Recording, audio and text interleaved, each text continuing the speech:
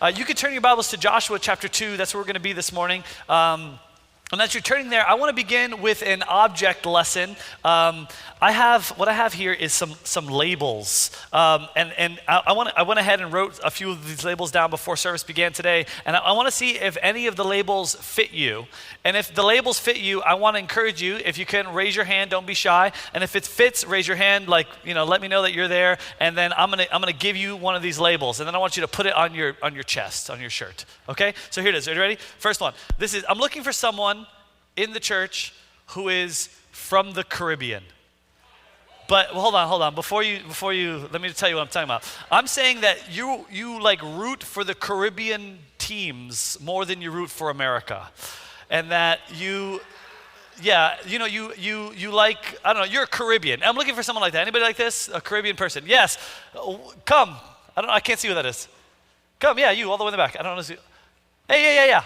You're perfect. Caribbean man. I'm sorry, I couldn't see who you were back there. You can go back.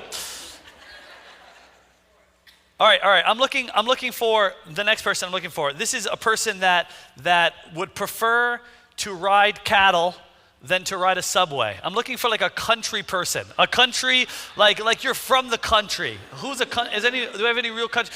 Yes, I like you, Aiden, as a country person. Yes, look at you. Those are like equivalent to cowboy boots. I can feel it. All right, next, I'm looking for a person that is tall, but like you have to like scoot down to go into doors. That's what I'm looking for. Wismar, you were this morning. All right, Oju.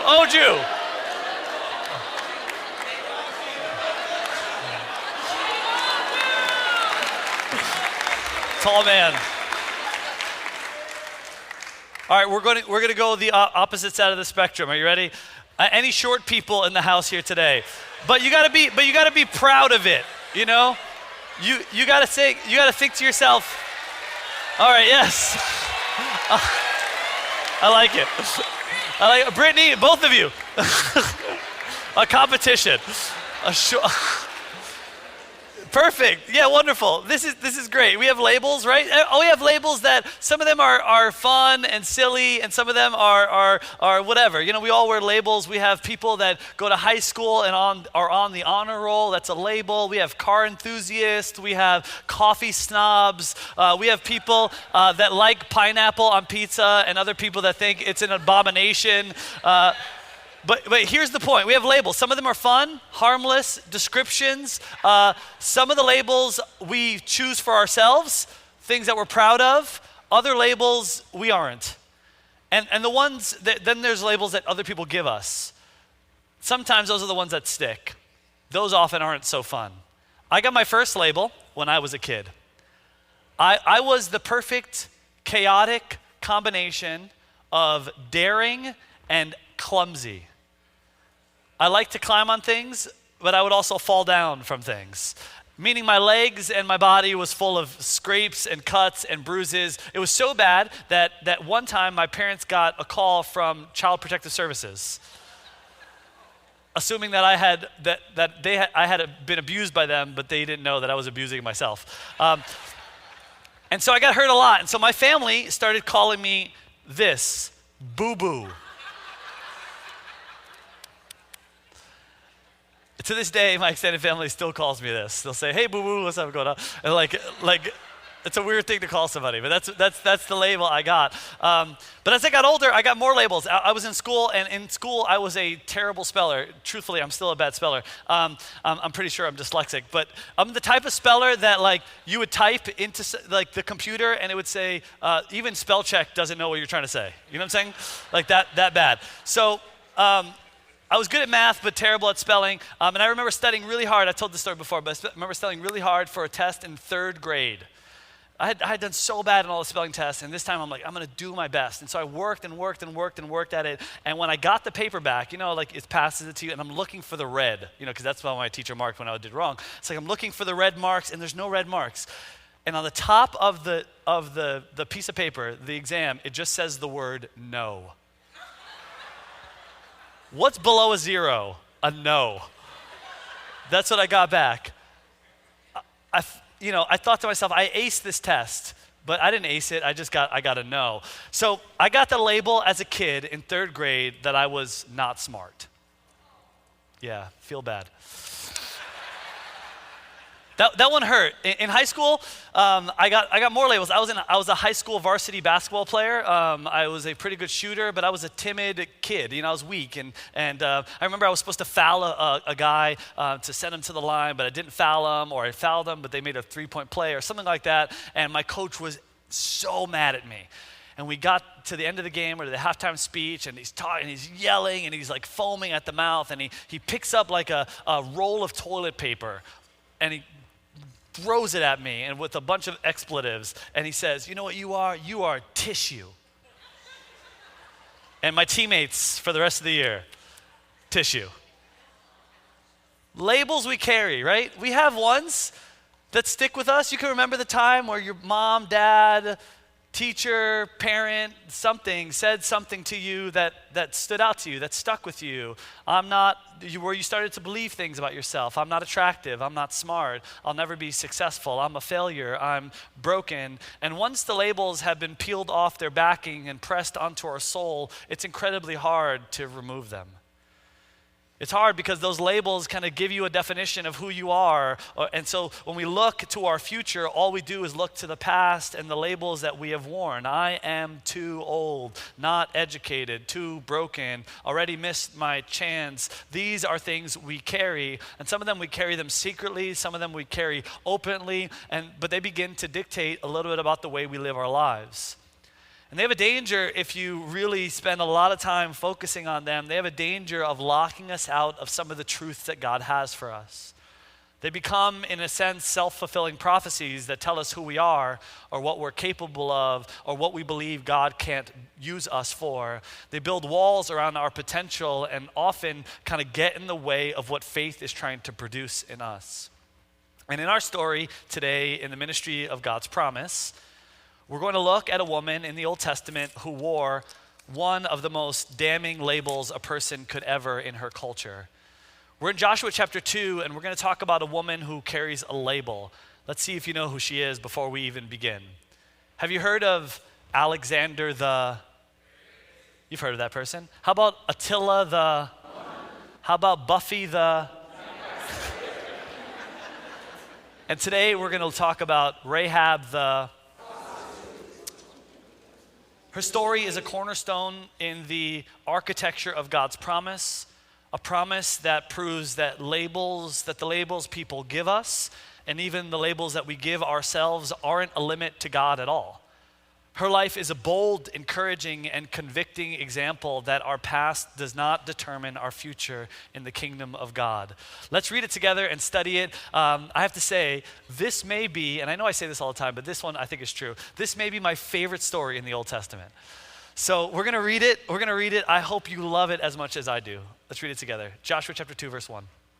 Then Joshua, that is the person that comes after Moses, is Moses' successor, son of Nun, secretly sent 2 spies to Shittim. Be careful how you read that one. Go look over the land, he said, especially Jericho.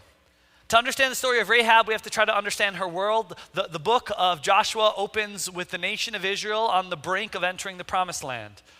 As you might remember, for 40 years, they've been wandering in the desert. We've talked a lot about this. And an entire generation has passed away because of their unbelief and their rejection of God as God.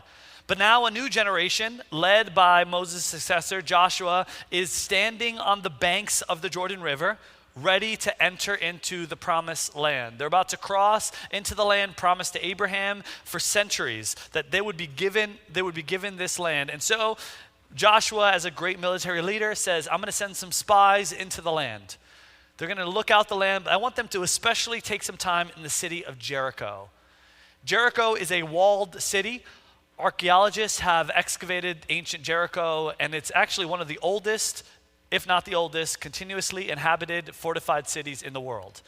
It's about 8 acres in size, so it's not that big of a city, but it's surrounded by walls made of mud and made of stone. In the ancient times, it would have been about 10 to 12 feet tall. And in its day, it was a fortress. a symbol of the power of the Canaanites, and a symbol of what it would take for Israel to conquer the promised land. It was the gatekeepers to the promised land for the people of Israel. And so Joshua sends 2 spies, says, hey, check out the city, check out this place, make sure like when we go in, we know how we're gonna enter into it and win this battle. The text says that they crossed the Jordan, and they went and entered in Jericho a house of a prostitute named Rahab and stayed there. The Bible doesn't mince words. It gives her the label right up front. The King James Bible calls her Rahab the harlot. The modern translations use a more direct word. She is Rahab the prostitute. This isn't just her biblical, this isn't just her occupation. It's the biblical identifier. This is the label she carries. She is a person who lives and works in the dark parts of society. She is a person of sin, of impurity, and this is how she's introduced to us in the Bible. The Bible tells her this is her legacy. Her legacy is tied to this label that she is a prostitute. And so the spies come to her house.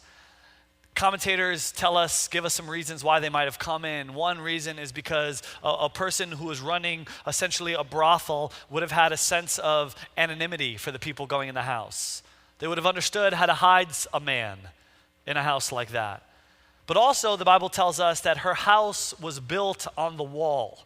So it would also have been an easy escape for the spies if they were caught. They could jump out of the window and exit the city. The story continues.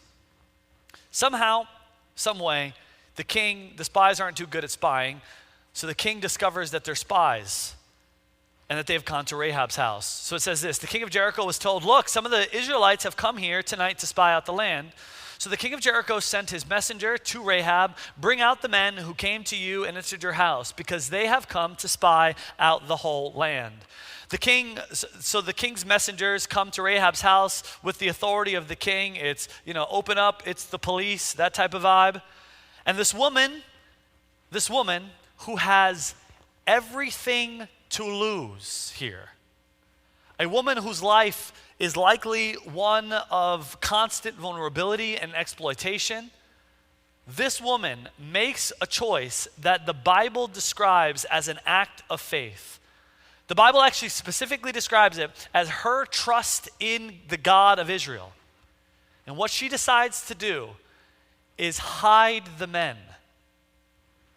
But the woman had taken the 2 men and hidden them. Why would she do this? We're going to see in a moment.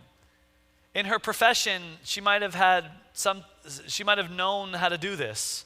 And it was an easy thing for her to figure out how to hide the men, and so she hides them. She says, yes, the men to the officers at the door, yes, the men came to me, but I didn't know where they had come from. At dusk, when it was time to close the city gates, they left.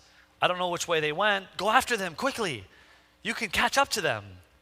But she had taken them up to the roof and hidden them under the stalks of flax she had laid on the roof. She lies. She's Rahab, the lying prostitute. She's a sinner. She's a wrongdoer in the most devastating way possible. She looks at the king's soldiers right in the eyes, and she lies to protect the spies of Israel. Well, why does she do this? Verse 7, so the men set out in pursuit of the spies on the road that leads to the fords of the Jordan. As soon as the pursuers had gone out, the gates were shut. Before the spies laid down for the night, she went up on the roof and said to them, she sends these people on a journey across like a wild goose chase. And then what she does is she has a conversation with the spies. Now, some of you know this story. And so familiarity makes it difficult to be amazed by how amazing this story is. But here is Rahab, this woman of the night, whose Israel's own law would have commanded her execution. She's a liar and a harlot. And she makes one of the clearest professions of faith in all of the Old Testament. Verse 8 is the heart of this text. And this is what she says. I know that the Lord has given you this land. I know it. How does she know it? She knows it. And the great fear of you has fallen on us, so that all who live in this country are melting in fear because of you. We have heard how the Lord dried up the water from the Red Sea for you when you came out of Egypt, and what you did to Sihon and Og, the two kings of the Amorites east of the Jordan, whom you completely destroyed. When we heard it, our hearts melted in fear, and everyone's courage failed because of you. For the Lord your God is God in heaven above and on earth below. Her occupation has given her access to some of the most powerful men of Jericho. No doubt men of the king's court have come into her home at night to exploit her and to use her and to abuse her.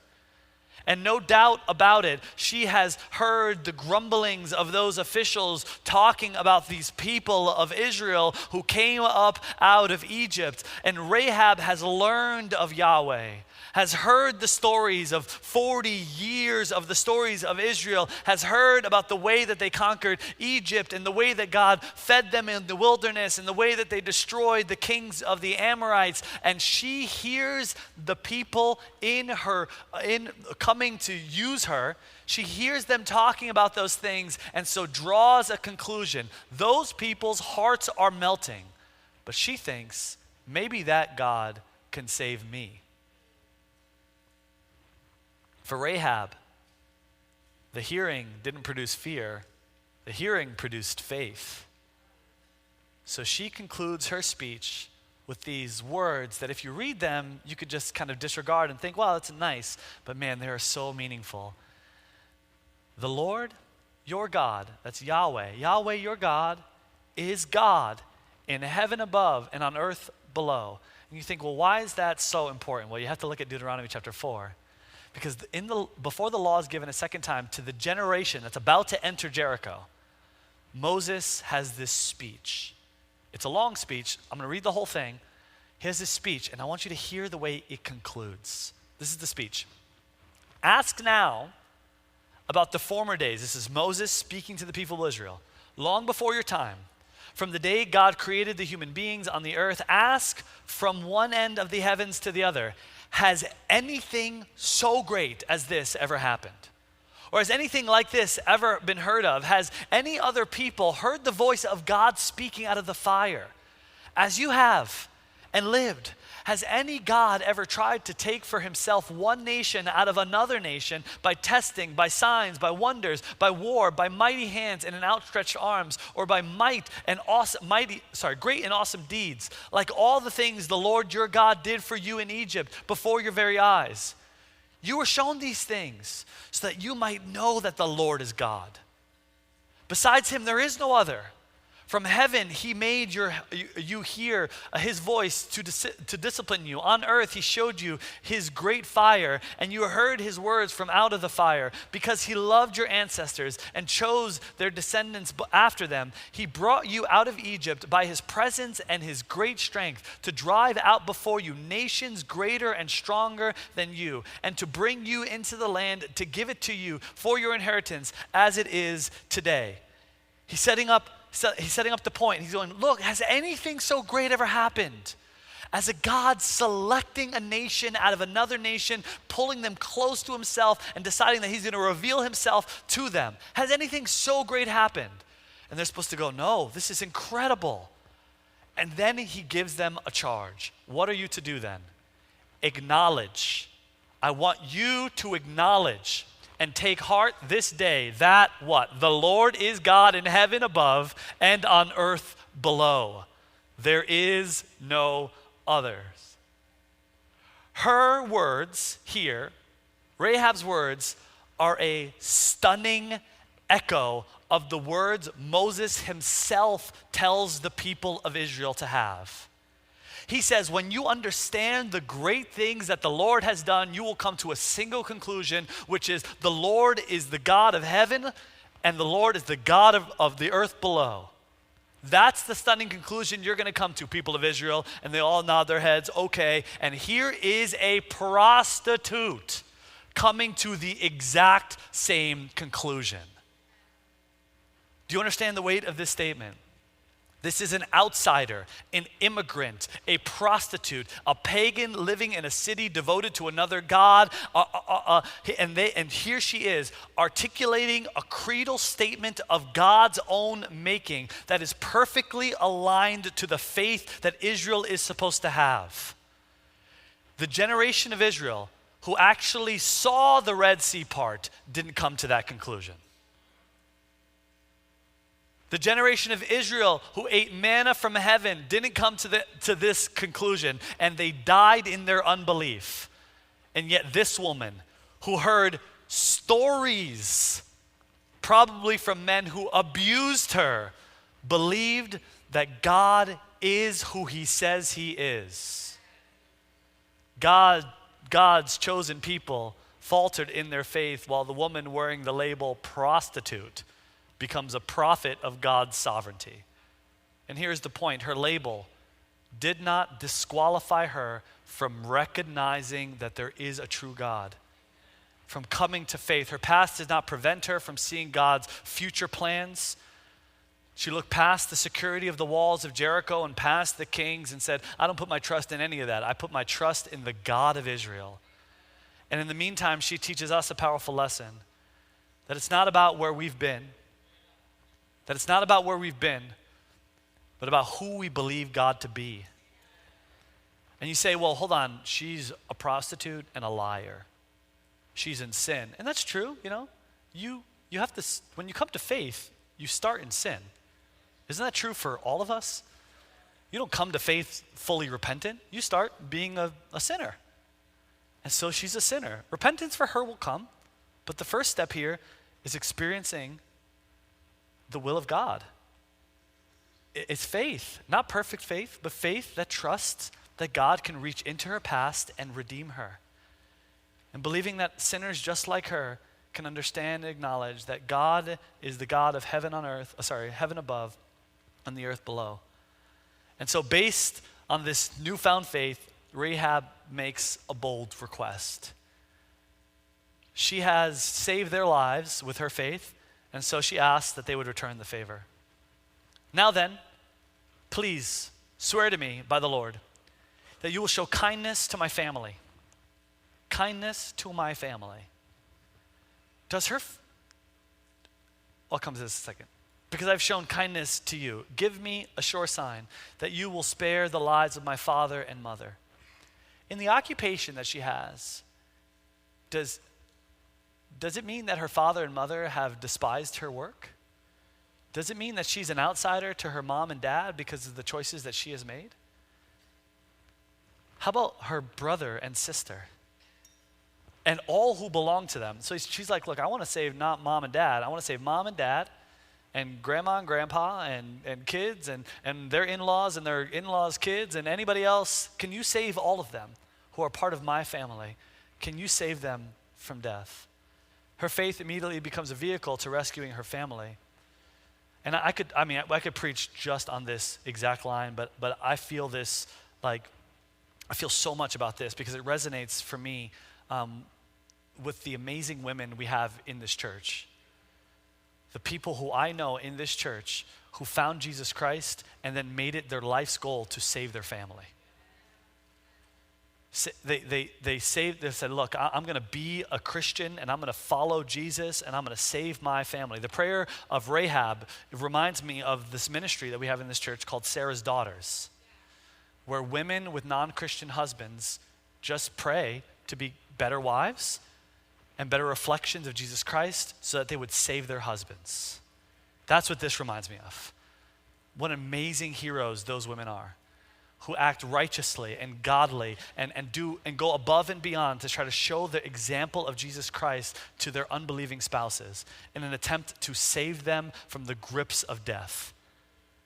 Those women are amazing, and I think the faith of Rahab is amazing.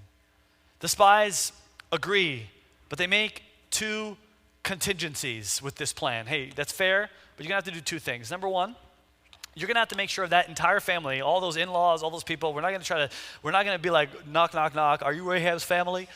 They have to all go in one house. They all need to come to your house. And number two, you have to tie a scarlet thread, tie it to your window. The cord is supposed to be a sign for the Israelite army that as they're invading the city, they'll go into every home except for the home that's covered with the scarlet thread. Now, does that sound familiar to you? A sign made visible on a home, a promise that the coming judgment and the destruction is not going to touch the inhabitants of that home. The specific color, the scarlet, the color of blood that marks the differences between those who receive life and those who receive death. This is a thematic parallel between, what this is the Passover. Israel had the Passover in Egypt. Rahab had the Passover in Jericho. This is Rahab's salvation from the deliverer. This is Rahab's moment of salvation. It's so close, in fact, that many theologians just they don't say it's a parallel, they say this is a type. It's in Egypt, the Israelites were instructed to paint the blood of the lamb on the doorpost, and the angel of death would not destroy them. And here she said, the spies are thinking, what could we do for her? What if she put something that looks like blood on the doorpost, and then we won't come for her? It's incredible. And so Rahab lets them down from the rope, and immediately the text says she ties the scarlet cord on her window. A few days later, Joshua and the Israelites cross the Jordan River, and for 6 days they march around Jericho once a day, and on the seventh day they march around it 7 times. And at Joshua's command, they let out a great shout, and the Bible tells us that the walls come tumbling down. The city is utterly defenseless, and so Israelites' armies go inside, they pour in, and this is what it says in Joshua's instruction as they are entering the city. The city and all that are in it are to be devoted to the Lord. Only Rahab the prostitute and all who are with her in her house shall be spared, because she hid the spies we sent. In the middle of total destruction, there is a pocket of grace, a household saved by faith, marked by the blood. And that's the way the story of Rahab ends. Except, we fast forward 1,400 years. You turn to the book of Matthew, and the New Testament begins in actually in a really strange way. The book of Matthew starts with a genealogy, which is a list of names that Jesus comes from. Matthew does it in order to make sure that people understand that he is in the proper lineage to be the king. And so you go through the list and you're just reading it, and this is one of those things that when someone tells you to read Matthew, you go, oh, you just kind of skip to chapter 2. In the ancient days, genealogies are exclusively men. But Matthew makes a decision. He actually chooses to add 4 women to the genealogy. 4 women to the genealogy, breaking down that tradition. And one of the women is, actually many of the women have complicated pasts, but one of the women he mentions is the person who is the great-grandfather of David, a man named Boaz. And this is what Matthew writes about this man named Boaz. Solomon is the father of Boaz, whose mother was Rahab. He didn't have to include her name. He chose to. I believe it's because Matthew intimately understood the things we're talking about today. Because Matthew had a nickname too. Alexander the Great, Attila the Hun, Buffy the Vampire Slayer, Rahab the prostitute, and Matthew another man who had a despised label that he wore. And I think he wants every single reader, whoever opens up the gospel, to remember the story of Rahab, the Canaanite prostitute. Why? To make a label-shattering point that men and women with an embarrassing past are not an embarrassment to Jesus Christ. In fact, they are central to the story. Jesus did not come from a perfect family. He came from the world to save the world. And for Matthew and for Rahab and for many of us, those labels, those too smart or not smart or too poor or you're a sinner or you're divorced or you're a failure or you're disqualified or you're an addict or you're too big or you're too small or you can't speak the language or you don't belong here, and all those labels, you have to understand in your mind that that doesn't matter to Jesus at all.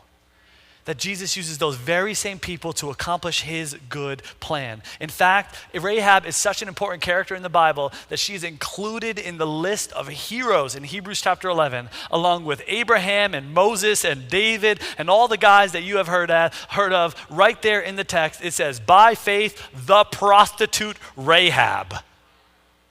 The author of Hebrews doesn't hide her label. He puts it right next to the word faith, to explain to us the transformative power that having a heart for God has for us. So, we come back to where we started with our labels. The ones from our past. We're weak, we're broken, we're not good enough.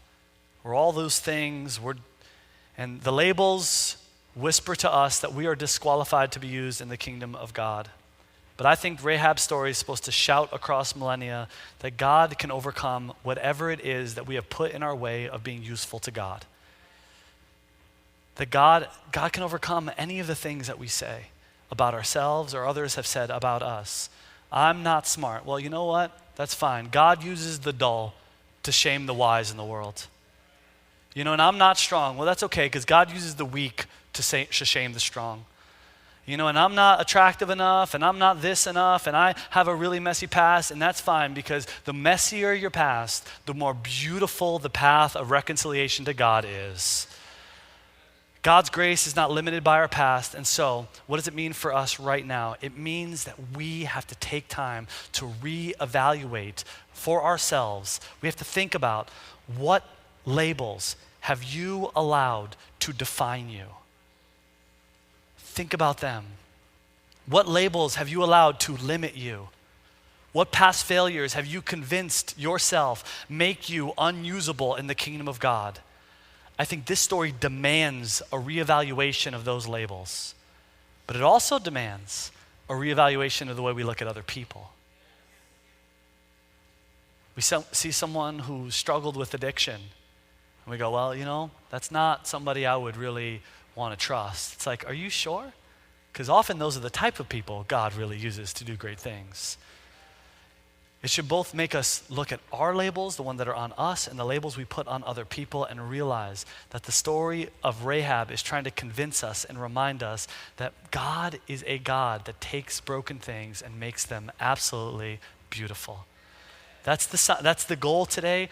So God didn't just forgive Rahab in spite of her labels. Instead, he gives her something brand new. Transforms her a little bit from Rahab, the prostitute, into Rahab, matriarch, in the line of Jesus Christ, the King. Let's pray.